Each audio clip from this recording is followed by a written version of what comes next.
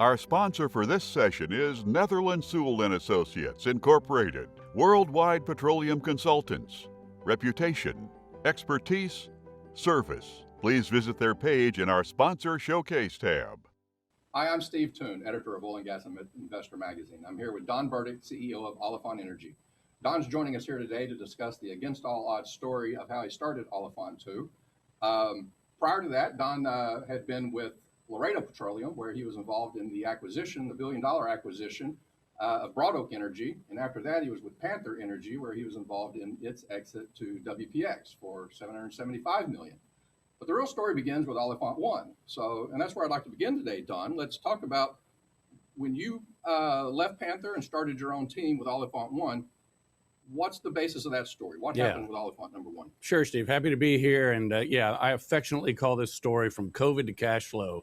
I mean, the whole Olifant 2 adventure. But yeah, Panther 2 was where my co-founder, Bill Martin, and I first worked under the same umbrella. We were Kane Anderson Portco. Roy Grossman and Barry Mullinex were the COO and CEO, respectively, a 2013 private equity startup. So we had, we were guys with a hunting license, which I know there's a lot of folks out there who have experienced the same thing and probably are in my shape now. But that said, it was a good run from 2013 to an exit to WPX, as you said, in March of 17, and then sold also Scala, another part of the asset. But after that adventure, Bill and I said, maybe it's time to give this a shot ourselves, to head something up. And we left amicably with Roy and Barry, and we went down the path of talking to a lot of different private equity firms, ultimately picked EnCap. And in June of 2017, we were a team with a dream. We had the hunting license again. You get to cover G&A with your private equity partner. Pretty freaking crazy as I look back on that right now. But off we went. We picked up acreage within 4 months. We spud a well within 6 months. We actually had outside interest to sell in under a year. We had put together a Wolfcamp acreage position in the Delaware Basin. Mm-hmm. But then the market collapsed around us. And I think as a lot, this was middle of 18. We first had some interest. We tried to do an exit. We ended up with a formal process in the first quarter of 19. It failed.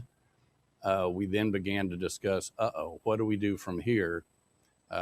We sat down, I remember very distinctly sitting down with the EnCap team in July of 2019 saying, all right, guys, what do we do? Do we try to sell this asset and just call it good? Do we reinvest and grow and get bigger and try to wait for another day? Or what? Do we get rolled up? Do we move this asset under someone else's situation? So at the end of the day, we said, let's just sell it for the best price we can.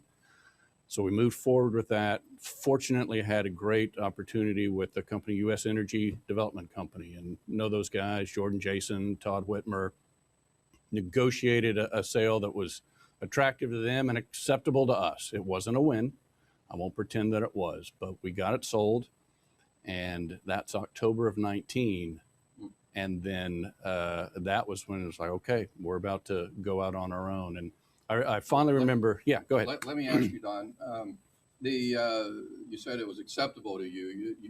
The company took a loss on the investment. We did. Right? So less than 1x return. Correct. I guess.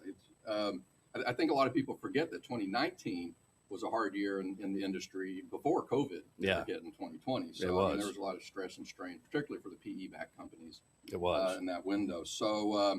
So you just basically had to do your best and walk away from Olifant number 1. We did. So that brings me to what inspired you to go out and relaunch essentially with the same team, I believe. Yes. And go for number 2. Yeah. So it was, that Panther 2, really Laredo, although we IPO'd, but Panther 2, Olifant 1, these were all lease, drill, and flip business plans. Go out, take unproven acreage, prove it up, create value, sell it to a bigger fish who can then fully develop it. That model seemed to die in 2019, frankly. And although the team that we had assembled was geared to do that, fortunately, we all had experience prior to where we had been, in a sense, developers.